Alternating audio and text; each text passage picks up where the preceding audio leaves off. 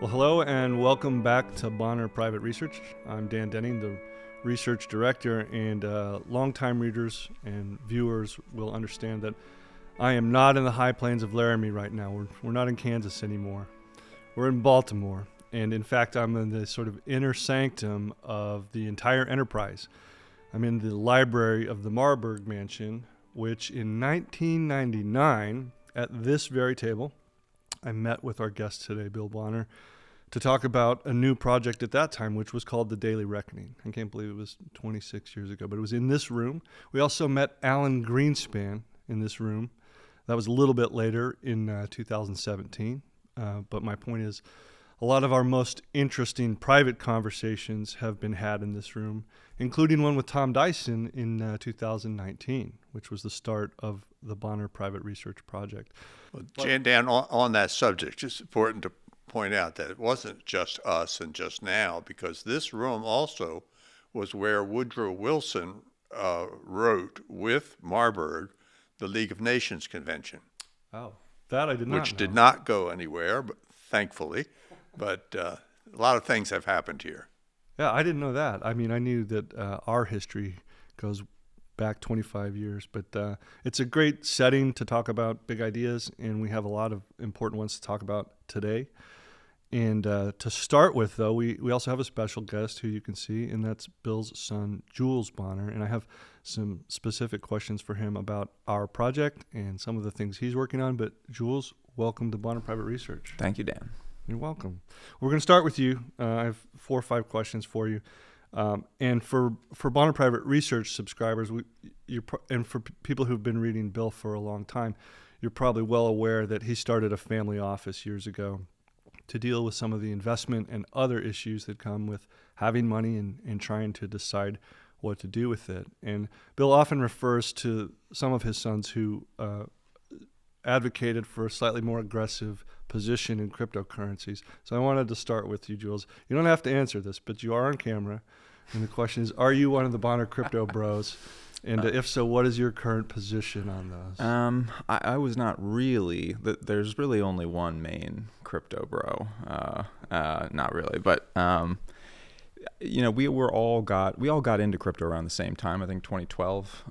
Probably me, my brother Edward, my brother Will. I don't know if Henry ever got into it, but we were all there around the same time, and all buying crypto around the same time. I don't know that any of us still have the Bitcoin we were buying in 2012. But by and by, I don't even know what year it was, we thought that, Will thought that, the family should be making an investment in Bitcoin. I think maybe some Ethereum, but it was mainly Bitcoin. And, brought that to the rest of us and championed it. And I don't know, is it a good investment? Is it a bad investment? You don't know. But Right. To me, the thesis seemed interesting insofar as it did represent a store of value outside of the U.S. financial system, outside of the U.S. dollar. Would it be a good speculation or not? We didn't know. But ideologically, it seemed like the right thing to do with a very small amount of money that would be reserved for pure speculations, even though in my mind it wasn't really a speculation. It was an ideological, like buying gold almost, and that's done very, very well. I mean, Will really nailed that one, suffice to say. Yeah. But the kind of the problem came up in 2021, I think it was, when during the second kind of great boom, well, do you sell? Right. I mean, that's kind of that's what really starts to get you when you start investing. Eventually, at the beginning, it's just like, what do I buy? When do I buy? And then as you evolve and as an investor, the much, much harder problem becomes when to sell. And so we had a conversation about it in 21, and we all thought, why? I mean, what has changed about the thesis? The price has gone up, sure, but we kind of expected the price to go up over time with the decline in the dollar and the U.S. debt growing and everything that transpired. So we just thought, well, the thesis hasn't changed. So if the thesis hasn't changed, why would we sell? What if we were selling? It would really just be a speculation. So anyway, we didn't do that, and I'm in retrospect glad we didn't. It turned out to be the right move. Yeah. Kind of purely by accident, but Do you ever sell? I don't know. That's going to be the question. Yeah, well, I wanted to ask you about what kind of conversations you all are having in the family office right now, because that particular question has changed because Bitcoin has become popular, but to me it looks like there's roughly two groups. There's the original group of people who said this is peer-to-peer money. It's a replacement for the US dollar. Yeah. It's a currency. It's a way of conducting transactions out of the purview of the government. They're not taxable. They're not trackable, all that stuff. And now you have a lot of people who said, I got really rich in US dollar terms in Bitcoin. Yeah. When should I cash out? Yeah. Which is that's not a use case anymore. Yep. It's a total speculation. But it was a total speculation in 21 and 2017 and 2013 when it had that initial run up. I mean, I sold out initially at the end of 2013, I think it was, when it went from like $50 to $2,000. Okay. That's when I initially sold out.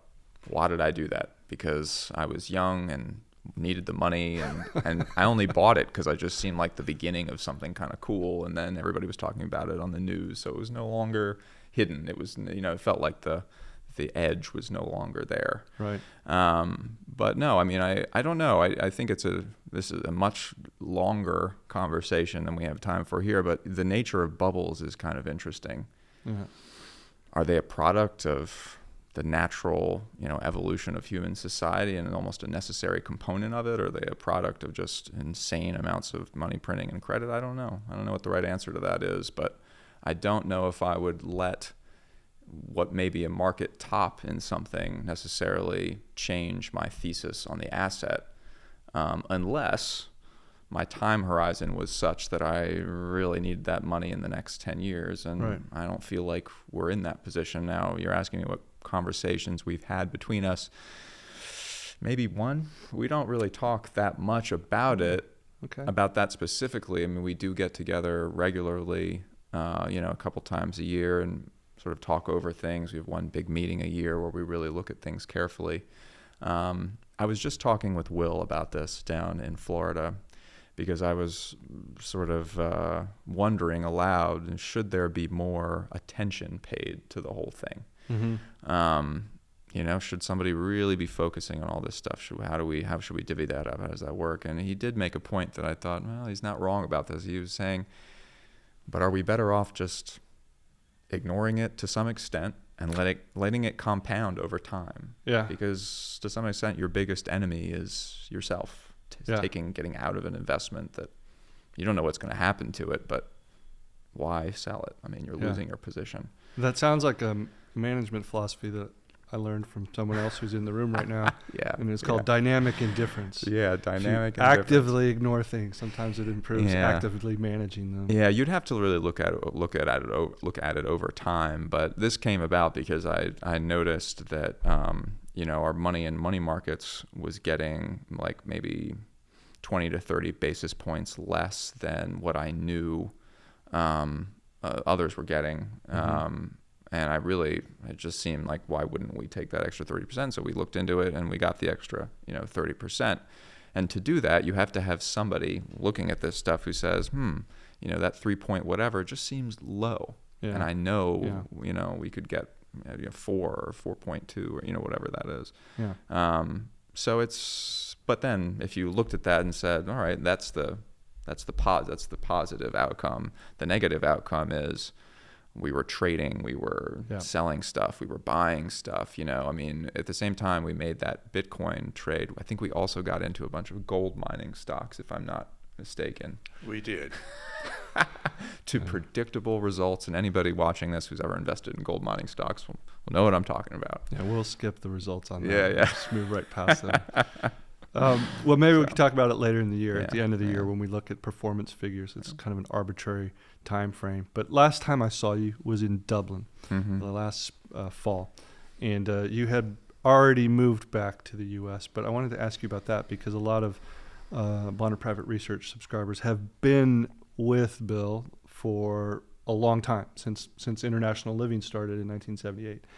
So you were involved in that project over in Ireland. So I wanted to ask you briefly, what was that like? What were you doing there?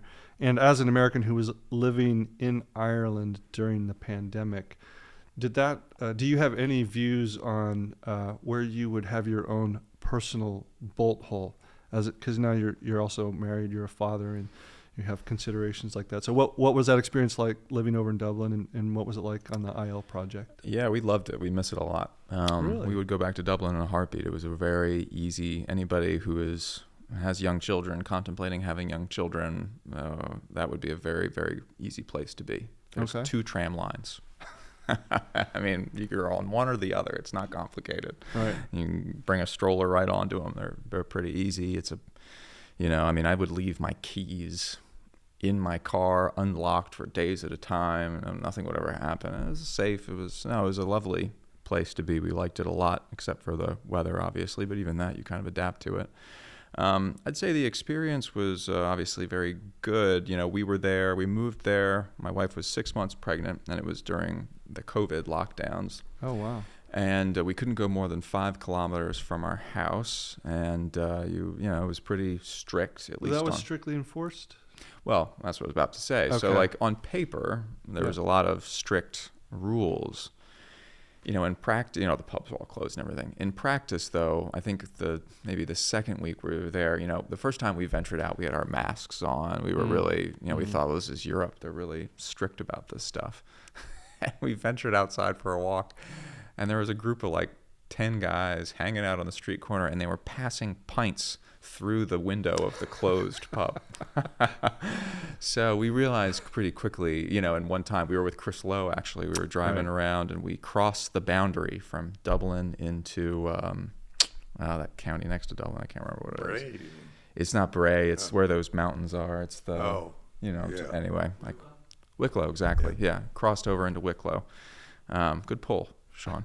But we crossed over into Wicklow, and you're not supposed to do that. You're not supposed to leave your county. We got pulled over by the guards, who were just, I think, doing random checks. And Chris, I thought Chris was going to pass out. He got so nervous. Chris is Irish, right? Yeah, he's Irish. Yeah, but he's lived overseas, enough.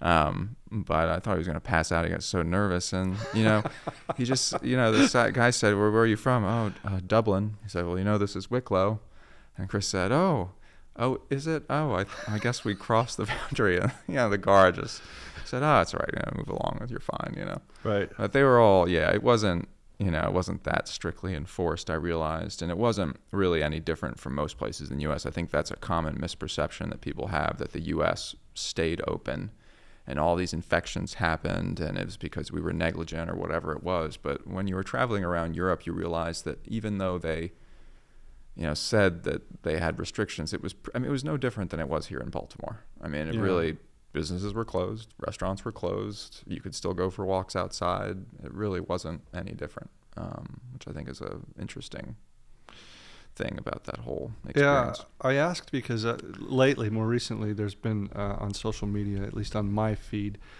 there's all sorts of coverage of immigration issues in Ireland, and the way police is a real are thing. censoring social media. And so if we've learned anything at all recently, is that you can't trust hardly anything that you see in the official media. So I wanted to ask you, because you lived there, you had an experience there. But you think that of all the places international living covers, that usually it's South America, Central America, Portugal, Spain, but Ireland's on your list. It's near the top. Ireland would be on the top of the list. I love Portugal too. Lisbon's great. Yeah. Just not with strollers. Oh, it's a lot of hills. I think it's 7 hills, I think they call them. Right. Portugal's amazing. Madrid is wonderful. Madrid isn't a place we cover a ton, but to me, it's you get the beauty of Paris, but you get Spaniards instead of the French. Much more easygoing, kind of, fun-loving people. You have beautiful parks, and it's just much less expensive. You can rent a big sprawling apartment right next to Retiro Park, the kind of central park of Madrid, for, I don't know, $2,000 a month or something like that. It's not expensive. It's a very I'll have nice to look lifestyle. into it. I shared a note with our readers about a month ago that my great uncle did a trip around Spain in 1925 and wrote a book about it. He self-published a book called Motoring Through Spain. Wow. And so I agreed with some of my siblings to sort of recreate the trip. And so we'll put Madrid on the list. Yeah, that'd be fun.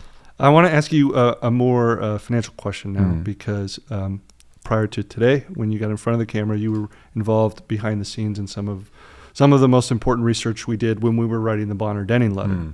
And longtime readers will recognize the coverage we did on the Chicago Plan, where we talked about a really significant change in the U.S. monetary system in or around the Great Depression because of a lot of things that are similar to today.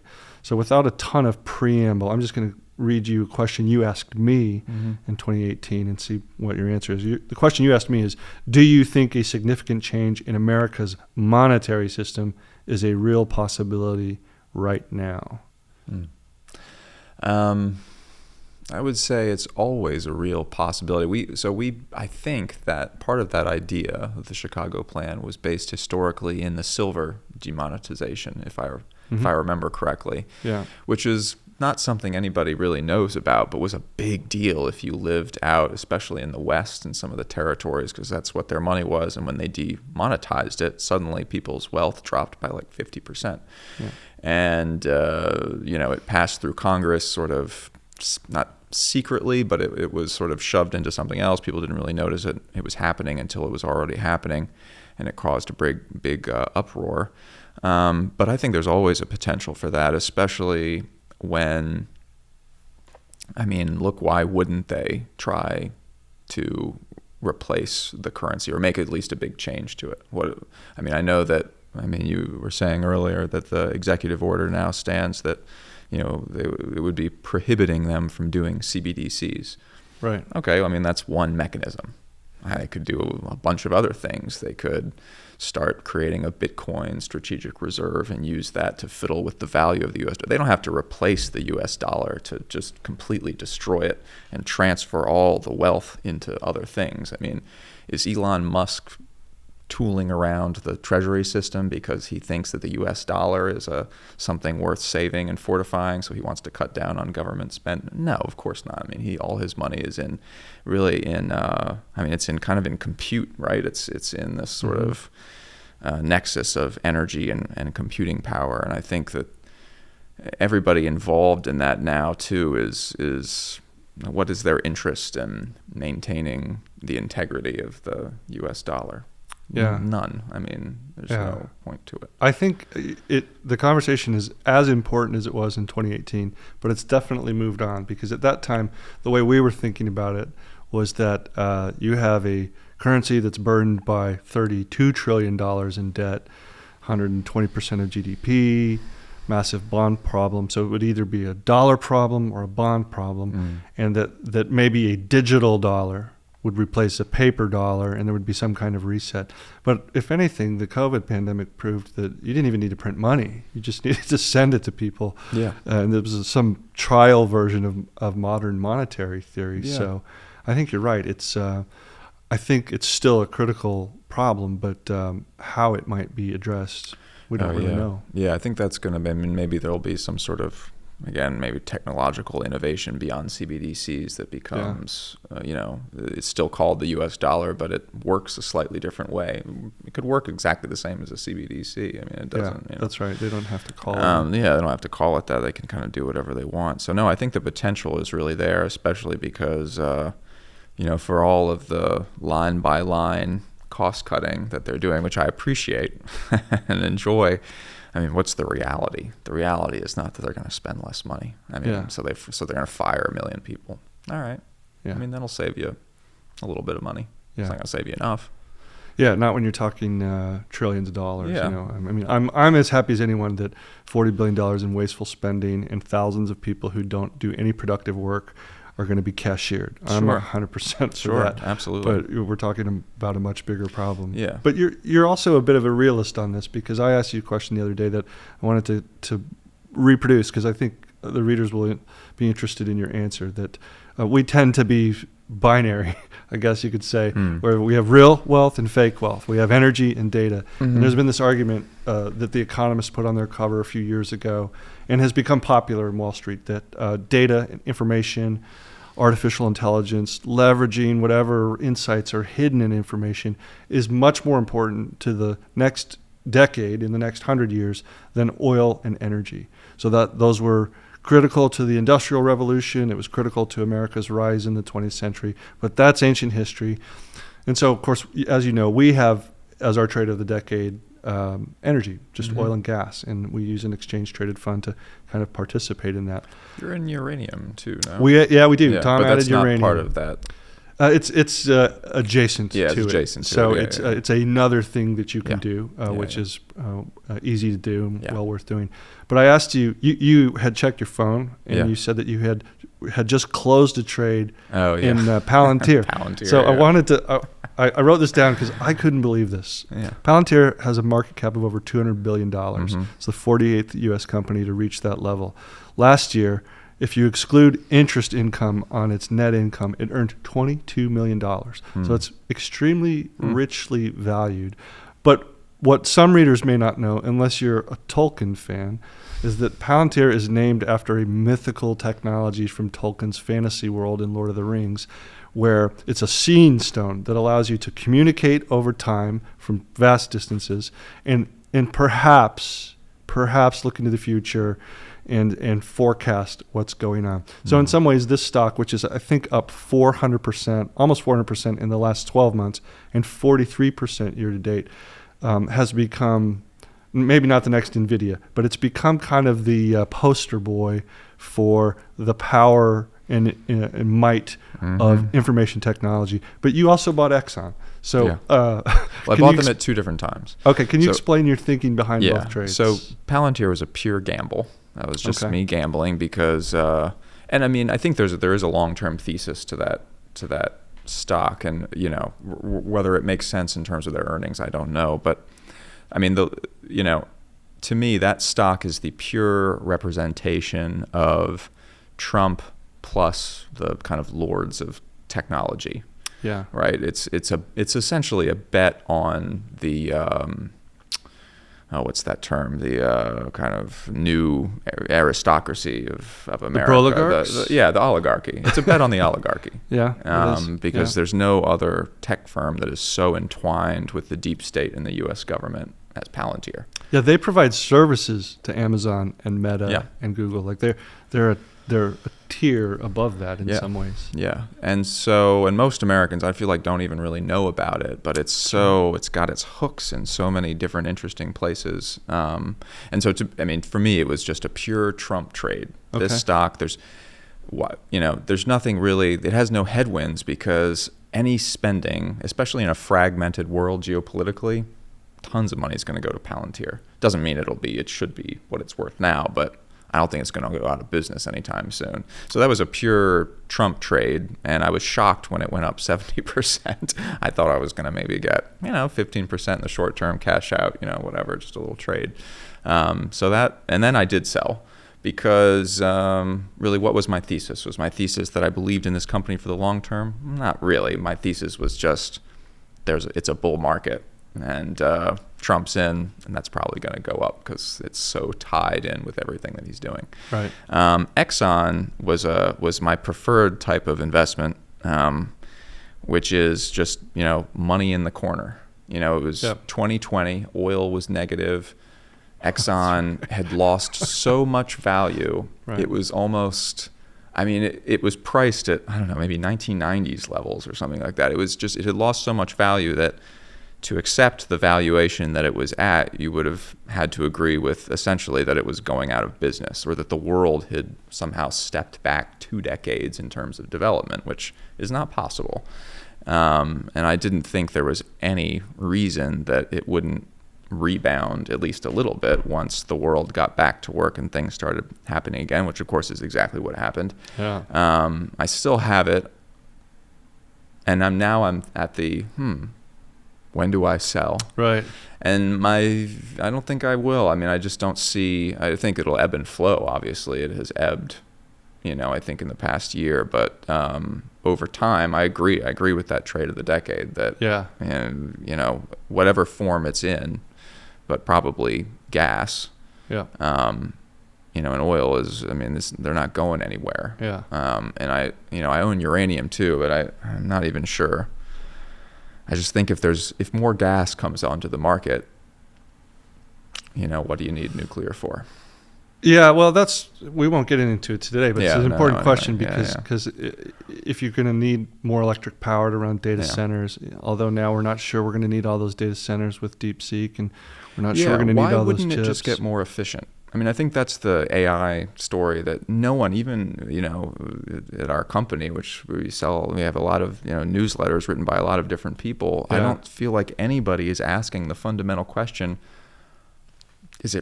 do economies work like that? Yeah. Is it possible that suddenly we're going to run out of energy because of data centers? Yeah. It just doesn't seem. We're going to get to that in the Doesn't seem second likely. half of our presentation. Yeah, It's the okay. old Well, I'll let you Wendy's, guys cover it. But. Where's the beef? The old Yeah. Wendy's ad.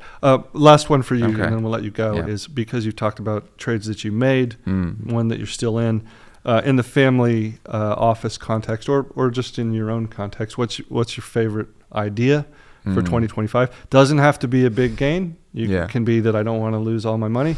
But is it a big loss avoidance, or do you have something else? Yeah, I wish. I don't.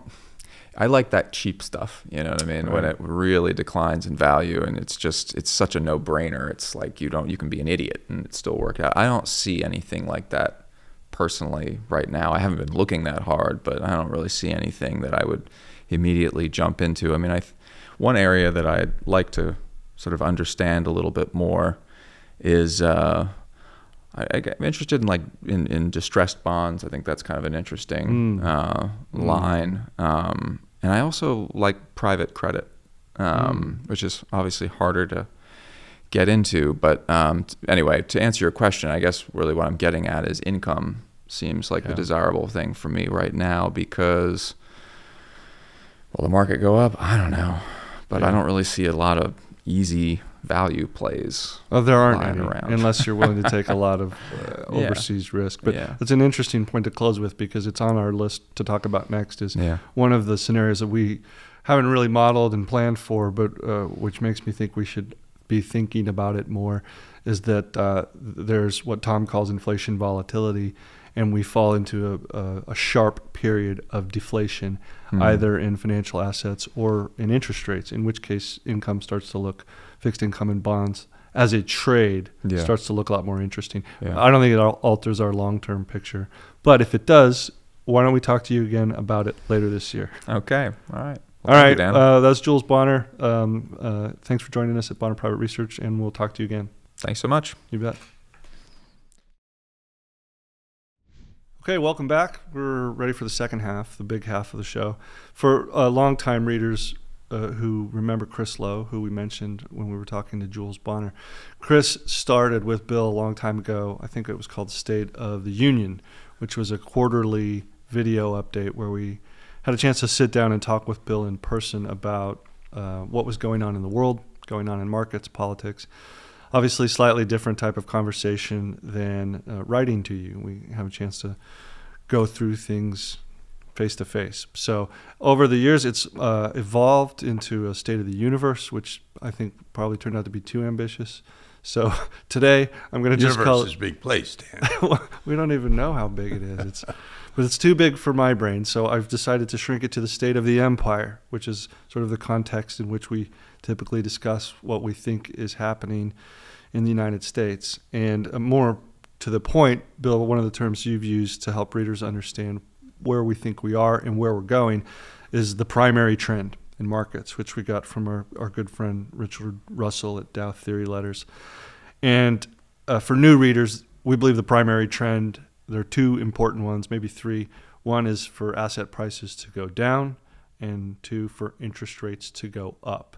So I thought I would start with that question, since it's the biggest picture idea we had, that we have a $36 trillion debt. We think interest rates are probably headed up after going down for 40 years, and even in the larger sense, going down for 700 years, according to some studies.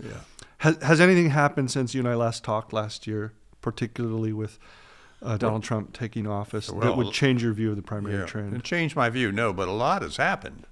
Yeah. I mean, Donald Trump has come into office, and he surprised me with how quickly he's moved to do things. Yeah. And not really with so much of what he's done or doing. And I mean, this primary trend thing it's an idea. It's a way of describing what looks like it happens. You know, you look at the charts, and the chart over the long run, you know, you need to have a real price. So we use the gold as a real way of keeping track, a measure of value. And if you look at it over the long run, what you see is the important insight, which I just had this morning when we were talking, is, hey, things go up and down. You know, it's so obvious that that's true, but there's a flash of insight into that, and which is that they only go up and down, because most people think that if you buy into the market, that if you wait long enough, you'll get rich. And by the way, they think that about housing too, that if you wait long enough, yes, there are dips, there are sell-offs, there are panics, there are crashes, but if you just hold on, you'll get rich, because over the long run, things go up. Well, it's just not true. They don't go up. If you measure things correctly in real money terms, in gold terms, they don't go up. They go up and down. And that chart is just a marvelous thing. It shows, you know, about 3 peaks. There's a peak in stocks in 1929, 1966, and 1999. That's 3 peaks in an entire century. This is the Dow Gold chart. Dow Gold chart. Right. Boom, boom, boom. And they always correct. It goes up, and then it goes down. Yeah. So when we talk about the primary trend, we're thinking about that chart and trying to understand where we are now. Because if it's true that things go into these long cycle movements, 3 in 100 years, it's important to know which direction you're going. And so that chart kind of gives away the whole story, because that's what happens. There is a primary trend. And right now, if you look at it, it seems to be down.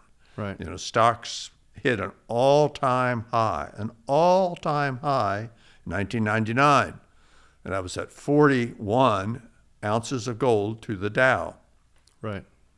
And they've been coming down ever since. And interestingly enough, they've been coming down during this period in which everybody thinks they're going up. And that's the funny thing about the dollar. The dollar you can't trust, because it gives you a false impression about what's really happening. But if you had cashed out of stocks in 1999, which we actually urge people to do, then you know you made quite a coup, because gold since then has gone like from $260 an ounce to $2,000, almost $900 an ounce. That is a big increase, and that's real. Right. I mean, that's real in the sense that it really isn't real, because what you're just doing is measuring gold in fake money terms. Yeah. Anyway, it's a long, long story, but if you can get a grip on where the primary trend is going, the key thing is that you can protect yourself. Yeah. Because this is one of our key points we've been arguing for years. Yeah. Which, you know, I'm just coming to understand. I feel like I'm always understanding better. I'm really just going over the same territory over and over. But I do feel like every time I understand it a little bit better.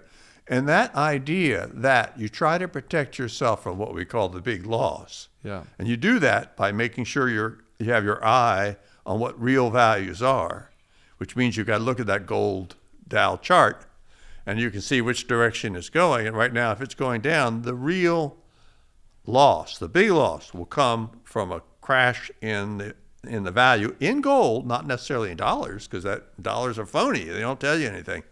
But if that's true, then that's what you want to pay attention to and make sure that you're on the right side of that, meaning right now that you own gold rather than stocks. Yeah.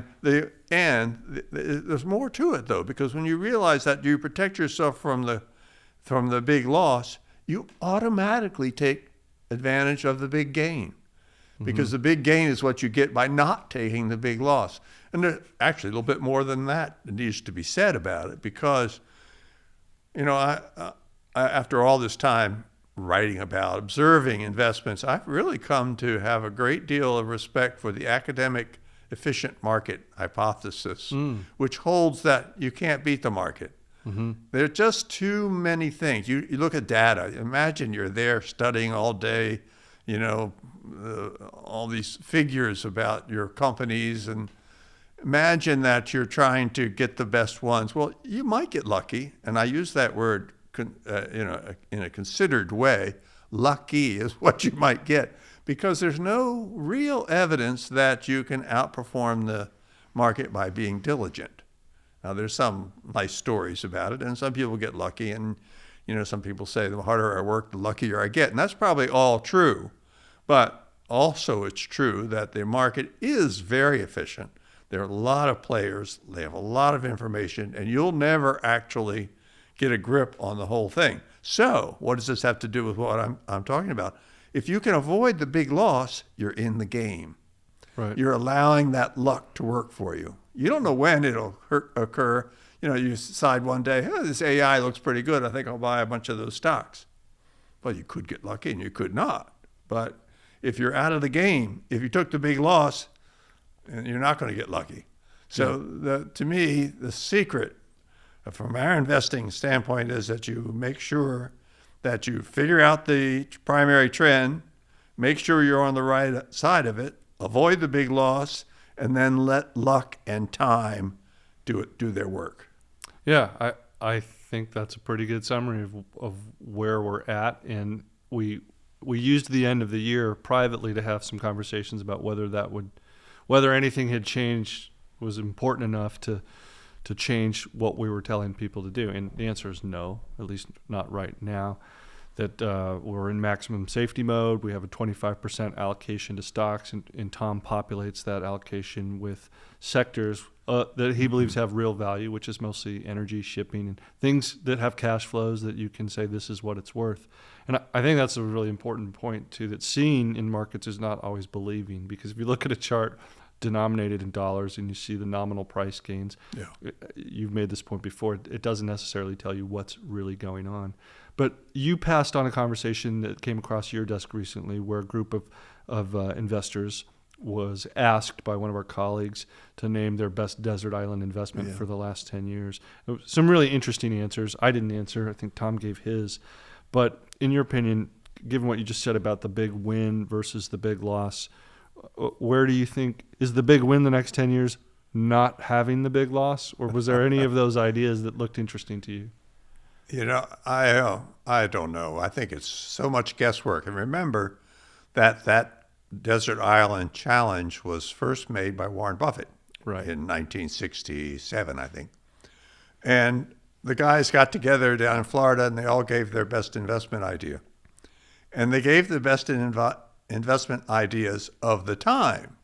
So they were coming up with Polaroid, Kodak Company, and all kinds of companies which were then included in the Nifty 50. Right. People thought that these companies had the best technology and they had so much money, they could buy the best talent. There was no reason for them not to be successful in the future because they could make sure they had the best of everything. Well, what happened? They went down. They didn't go anywhere. I mean, because this is the primary trend. In the 70s, in the early 70s, the primary trend went down because it peaked out in 1966 in gold, but it probably wasn't obvious until later. But in the 70s, stocks went nowhere. They ended the decade about where they started the decade, but in inflation terms, they lost about 70%. And so all those guys who thought they were the smartest investors in the world, they chose the best stocks for 1967, and they were not the best stocks by 1977. They just didn't go anywhere. And so I think that's the problem with the Desert Island Challenge. You're going to get people say what they think is hot now. Right. So what's hot now? Well, those are the ones that I would sell. And who knows which ones are going to go up. There'll be some. I'm famously wrong about some things like Amazon.com. But most of those .coms did go down. Amazon did not. Amazon was a big hit. And there'll be some AI stocks that will be big hits. Yeah. Already, NVIDIA is a huge big hit. But overall, you suffer the primary trend. And the primary trend was down in the 70s. If it's down today, I think the best you're going to do is to make sure you're not on the wrong side of it. Make sure that you're not invested in those companies like NVIDIA that look very, very good today, but probably not going to look so hot 10 years from now. Yeah, and to put a finer a fine point on it, because then I'm going to ask you an uncomfortable question. But this is not astrology when you're talking about trend analysis. It's not technical analysis. We're not looking at a chart saying, oh, here's the trend. It's going to go up. Trend's going to go down. The idea, which is proven throughout most of the literature on stock performance over the last 120 years, is that when you pay too much for earnings, no matter what those earnings turn out to be, then usually at these levels where you have stocks at 200% of GDP, price to book 4, price to sales, price to earnings, all of the valuation metrics, when you pay too much, the next 10 years in real terms and adjusted for inflation tend to be flat. It doesn't matter how good the business is if you're paying too much for it now. And you couldn't be paying more than we're paying now. Like all of our metrics are literally off the charts. So it doesn't mean these businesses don't have a future and they won't be here in 10 years. It means these are bad prices to pay. Which is another way of looking at the primary trend. When you're at a spot where the prices are higher than they've ever been, you have to recognize that you're at the end of what should be a major primary trend to the upside. Yeah. Because it's not likely to go even higher, or if it does, betting on it is probably not a good idea. So when you're at that stage, you have to recognize that most likely in the future, the trend is going to be down. Yeah. Well, that's an unpopular opinion right now, and I know that because I read our email and messages, and although most of our readers, I think, understand that and they're sympathetic. But I wanted to ask you this because I was making a list of the unpopular opinions and views that you've expressed in writing since I began working with you in 1998. And it started even back then, where early on you were a critic of Jeff Bezos, Amazon.com, and Michael Saylor. Then after 9/11, in fact, you and I were both in Paris on that day. We just finished a business trip, and we were listening on the radio because this was really prior to being able to watch these things live. But you took what turned out to be unpopular opinions with some people on the Patriot Act and then on the war in Iraq. Hundreds, if not thousands, of people unsubscribed from the Daily Reckoning, and some readers agreed with the popular phrase in America that we had become, quote, cheese-eating surrender monkeys, or that we'd gone native for living in France. Yeah. All throughout that time, and even before, going back to the 70s when you started the National Taxpayers Union, you've been a consistent critic of central banking, central planning, and collective thinking, which you've written books about the public spectacle. You've written books about the danger of debt. You wrote a whole book. If people are thinking that it's all just criticism, you wrote a whole book called The Idea of America on what win-win arrangements, and that was another book as well. So there have been solutions. But lately, in the last 2 years, you have offended many subscribers who, among other things, accuse you of the following: being anti-Semitic, anti-American, a bleeding heart liberal, a neocon globalist elitist, or most recently, a chronic sufferer of Trump derangement syndrome. Now, having said all that, you recently wrote something to me, which I haven't shared, but I'm sharing today, that all of your public views and your writing are consistent with what you said is a way of looking at things that over time conserves and enhances family wealth, and I assume probably promotes better thinking and freer living. But I don't want to put words in your mouth. So what is the consistency in your views over time that has vindicated you most times, but at the time made you extremely unpopular with some people? Well, it's the madness of crowds, you could say, that we know that humans are prone to get all excited. Yeah. And all these things that psychologists study, group think of various sorts, and peer pressure and whatever, we see them play out all the time. Yeah. And they play out in what we have observed as the ups and downs of market forces. Yeah. And there are also ups and downs of political forces. We haven't talked about that much, That's but right. There is a primary political trend at work as well. And in markets, you see when people get overexcited, irrationally exuberant, like they did in the dot-com thing. I remember starting out writing the Daily Reckoning, and I said, this can't be. These prices are crazy. Companies with no earnings, no business plans, no offices, and they're worth billions of dollars? That can't be. That can't be a good way to invest. But people wrote in very annoyed because they thought they were going to get rich on those companies. I mean, it's part of the psychology, what might be called a human fatal flaw in some ways, because people want to get rich, and naturally they don't like people telling them that they're not going to get rich. And by the way, that is what I do a lot of. I tell people, including my own family, that's not going to work. I'm a wet blanket. I'm a moss back, an old conservative guy who says, well, I remember something and that didn't work before and I don't think it'll work now. And that applies to investments. Yeah. All this AI that you heard so much about, what is it? I'm missing something there, but then I missed something for decades. I didn't get the dot-com thing, but I do get the dot-com thing. Now, dot-com makes it easy for you to order food from a pizza place and get it delivered to your house. Right. And that's a good thing. And we watch movies on the internet that we didn't do before. And everybody walks around with his little phone, so that they don't have to look at anybody in an elevator. Everybody goes immediately to the phone, so they don't have to talk to anybody. Are those improvements? I don't know. How about television? I grew up with television. Yeah. That was the big technical breakthrough of the 1950s. I remember when we first got our big TV. It was a little TV. It didn't work very well. Had rabbit ears.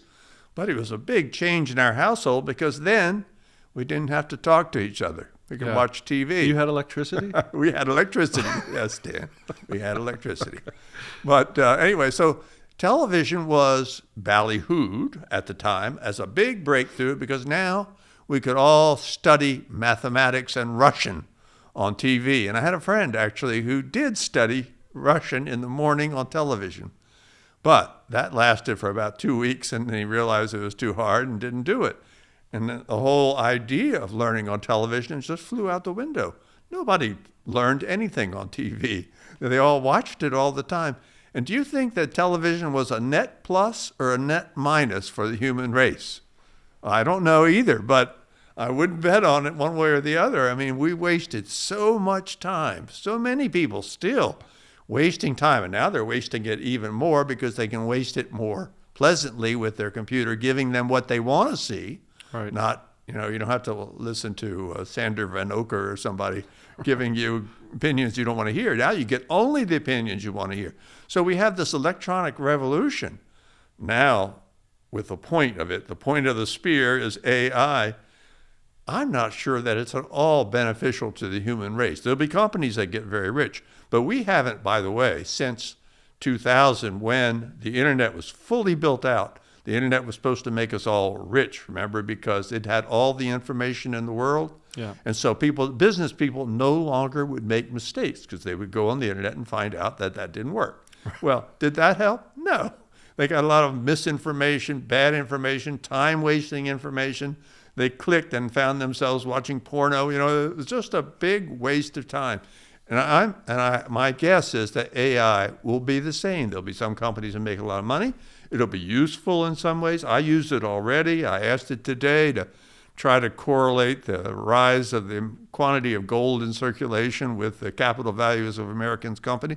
And it did kind of a half-assed job on it. It wasn't bad. But there will be improvements, but they're not going to change our lives. Our lives go on as a struggle against stupidity, against sin, against badness, against all bad taste. Good Lord, you see people walking down the street, you want us to make some suggestions to them. And that's what it's all about. So anyway, I guess my point is that life goes on as it has before. Yeah. And we try to, people complain about me saying no, saying that's not going to work, saying, I don't know, I don't think I'd dress like that if I were you. But there are things that people do that are dumb. And it's good to pay attention and try to figure out. That's what life is all about, trying to make those distinctions between good and bad, between sin and virtue and all those things. That's what we do all the time. We make distinctions. And that distinction makes people uncomfortable. You know, it's not all upside. Stocks aren't going to go up forever. House prices probably are way overpriced now. Sorry, but all that money you think you've got, I would take it off the table right away because I don't think it's going to go anywhere. Anyway, so I get a lot of criticism, and in the political realm too, where you still see, you know, it's the same phenomena where people get all excited. They got all excited because they were going to invade Iraq. Why would Americans get excited about invading Iraq? Who knew where Iraq was? Who spoke the language? Who studied the culture, the history, the civilization? Nobody. Nobody had any idea. But I remember a guy at a conference I was at. He said, Can you repeat it here? He said, well, I can't say exactly. He said, well, I guess we're going to have to go in and clean that place up. And I looked at him and I said, why? You know, I don't have anything against those people. Yeah. And he got so mad that he just walked off. He called me a name, Yeah. unrepeatable, Yeah. and walked off because didn't have the right opinion. Yeah. But anyway, so I don't know. I try to have the right opinion, and I try not to worry about it too much. I think that the rules of civilized society have not changed in 2,000 years. And, you know, I think you should try to be nice to people. I don't think you should try to kill them. I think you shouldn't try to cheat them. You shouldn't, you shouldn't counterfeit money. Right. And really, I also think that those things don't pay. They pay in the short run, but they don't pay in the long run. So when the U.S. government prints money, my guess is it's not going to pay off. And our job at Bonner Private Research, try to figure out how, when it won't pay off so that we can warn people to avoid the big loss.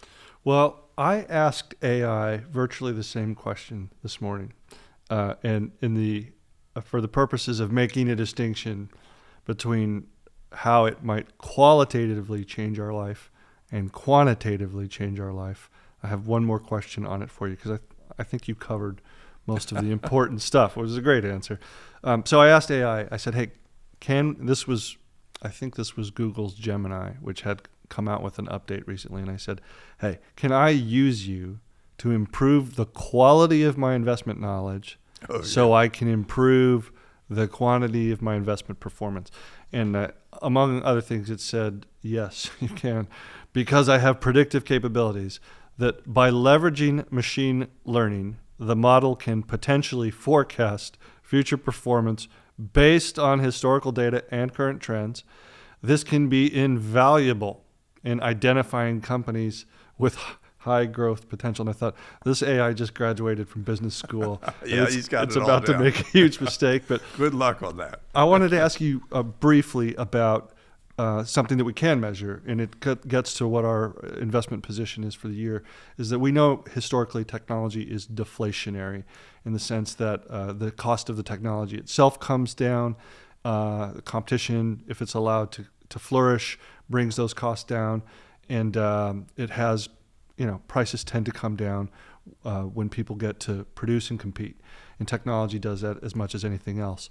So with respect to AI and maybe the political environment, are we missing the possibility this year that rather than worried about more inflation, 3%, 4%, 5%, and money printing, even though we have $36 trillion in debt, and we don't see any other way out other than inflate or die, is there a room in our model or a possibility of a period of deflation like what we saw with Herbert Hoover in 1929? You had a new president come in, lots of optimism, and then just completely blindsided by something people didn't expect.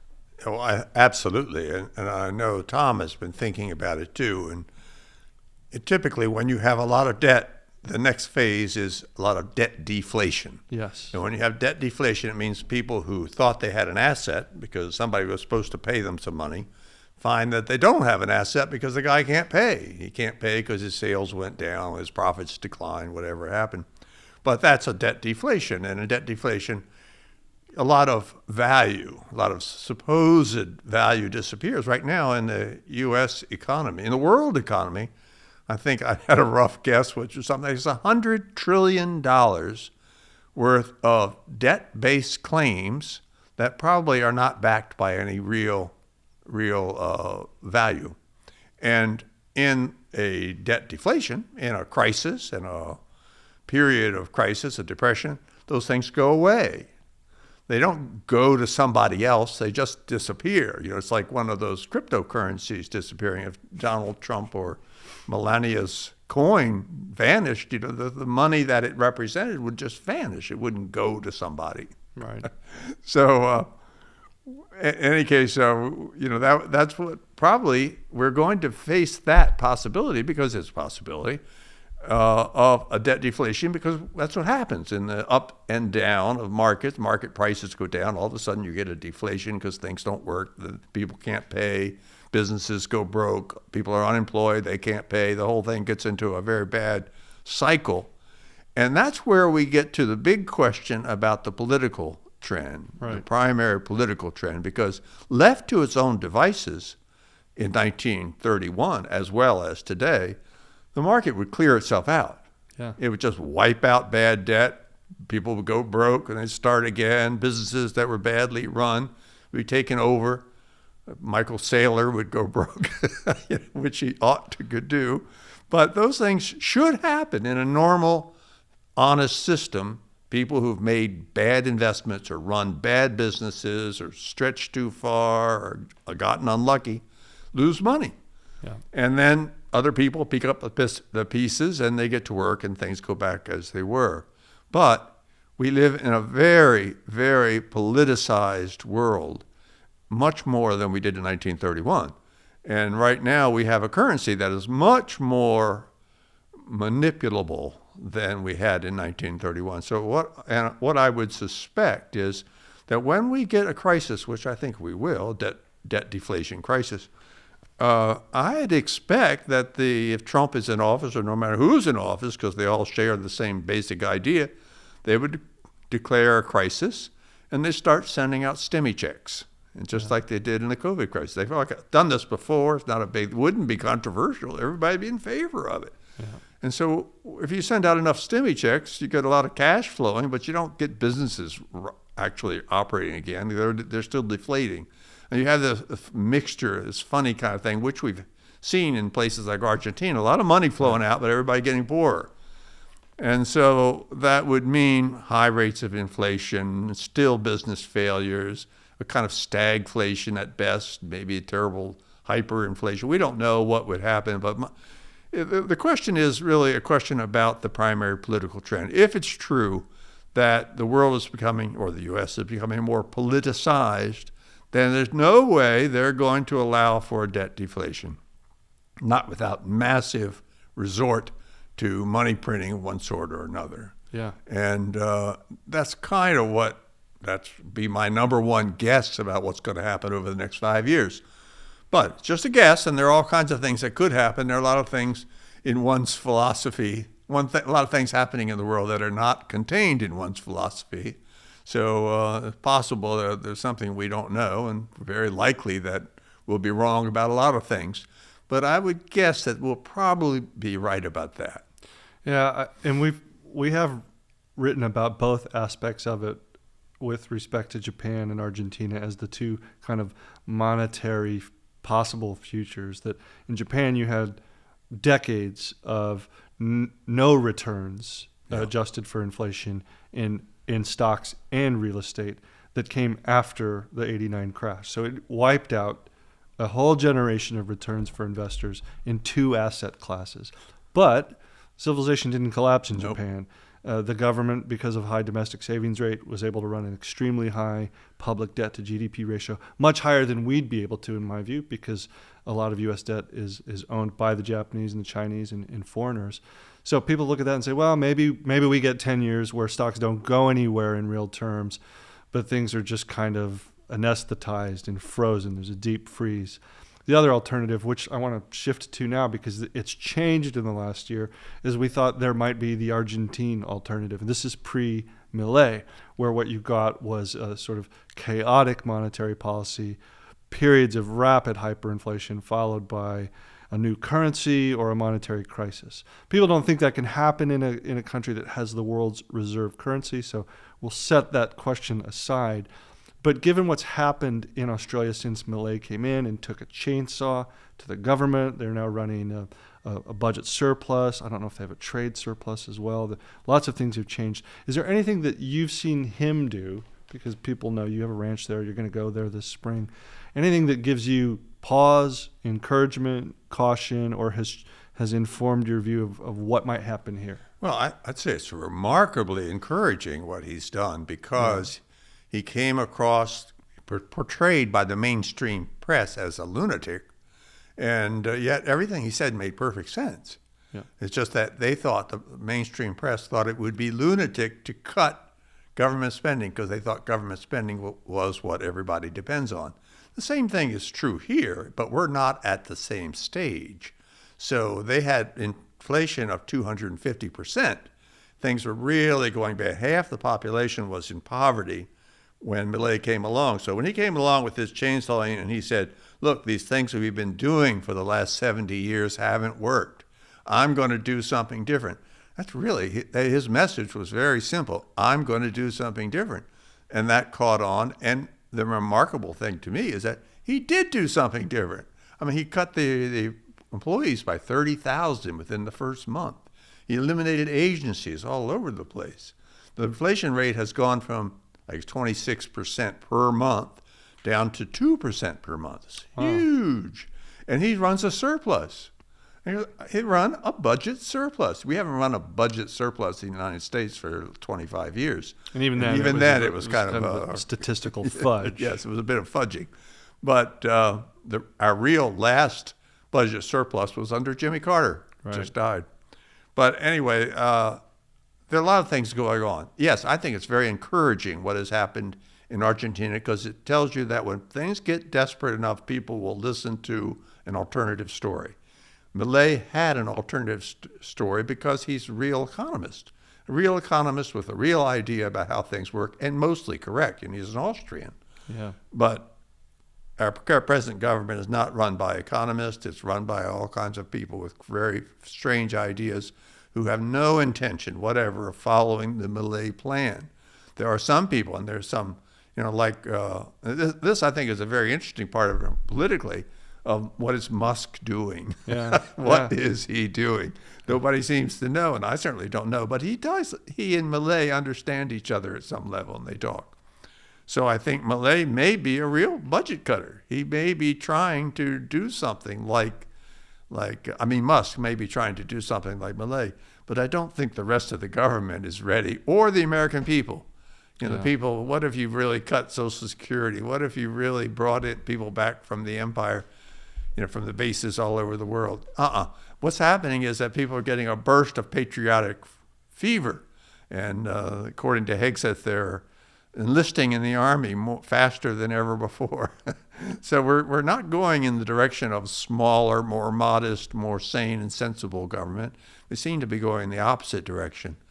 And I think when I say so, that's what people don't like to hear. Yeah, I think you're right. I know that. I know people don't like it because it's natural to want things to be better, but it's the rational, at least from the economic point of view, given our point of departure, is that things will have to get worse before they get better, and there won't be a real imperative for change unless it's necessary. People are very reluctant to make that change. So they'd like to sit on their net worth and their wealth and hope that the transition is smooth. But we don't think it will be, and I guess we'll see what's going to happen. But I wanted to ask you one last question about Argentina, because new readers may be unaware that you spent most of the lockdown in Argentina, and you was quite comfortable, and it was kind of idyllic in some ways. And we published a book called The Lockdown Diaries, Yes, which is a collection of your essays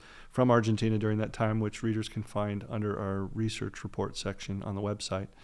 But during that time, you had this story that you were telling, this running battle with the indigenous people who weren't really indigenous, but they were claiming to be, and then they were sabotaging your farm equipment and the originarios. Or, Yeah. Did you say originarios or originarios? Originarios. Originarios. Yeah. So is Malay an ally in your war against them? How's the war going? Are you going to go back to the front lines and see Well, what's going Malay, on? I think, would be an ally, but we're such a small part of the picture down there. He's dealing with a huge economy with lots of people. He's from Buenos Aires. He's not from the country. He really, this is not on his radar. Yeah. So far, I don't think we've gotten any help from him. Okay. But he's cutting off the money generally to these poverty programs. And these people relied on that money from the poverty programs. And down there, you don't have to cut off anything. You just have to slow the rate of inflation adjustment, and they get to be pretty small. Yeah. But we don't know why. But my daughter lives there with her husband, and they run the farms down there. And he said the thing's just gotten quiet. That they burned our little cabins up in the hills, and they tore up our pipes and irrigation lines. But since then, not much. So it looks like it's calming down. If Malay is able to stick to the program, I think eventually he'll get around to kind of sorting out some of the issues with the indigenous problem. These people are not indigenous to our area, but they're more indigenous than I am. so nobody has much sympathy for me. Yeah. Well, we look forward to hearing more. I think there's also an interesting point that U.S. readers and investors can think about is if Musk and Trump are successful at some level in reducing the size of government relative to GDP because they're reducing government spending, they're going to reduce GDP. And what we're going to find out is that a big portion of GDP was simply fake or fictional or inflated by activity that didn't add any value to the economy. Now, it might have added wages to someone. Someone was getting all that money from USAID, and they were spending homes in Arlington or buying cars from Tesla. So there's going to be a net shrinkage in measured economic activity if the government gets smaller. And that's a story we're going to have to focus on as well for the rest of the year. I'd like to focus on that story, but I don't think the government's getting smaller. Yeah. I think that for every cut, they're making some dramatic noise about cutting, and it's long overdue. They're raising issues that hadn't been raised in a long time. Very, very important. But there's still budgets, and there's still cost, and there's still soldiers all over the world, and there's still plans for spending big money on big operations. So I'd be surprised if there are any real cuts. But we'll see. I mean, that'd be kind of interesting to see. Well, don't quote me on this because I don't have the figures in front of me, but the total budget of USAID, which is $40 billion, is a lot of money to a lot of people, and a lot of people got grant money for doing nothing. But that's about the cost of the F-35 program, if I'm not mistaken, or a single program in the Defense Department budget. So when that budget gets cut by 30% or 50%, there's then the real we'll be test. serious. That will be serious. Yeah. And what I hear is there are plans afoot to increase the military budget. Same as it ever was. Meet the new boss. Old as the same boss. Yeah, All right. Well, we're out of time, but thanks for joining us again for Thank the you, Dan. quarterly. It's always a pleasure. You're welcome. We'll see you in another 3 months. Okay. Thanks, Bill. Bye.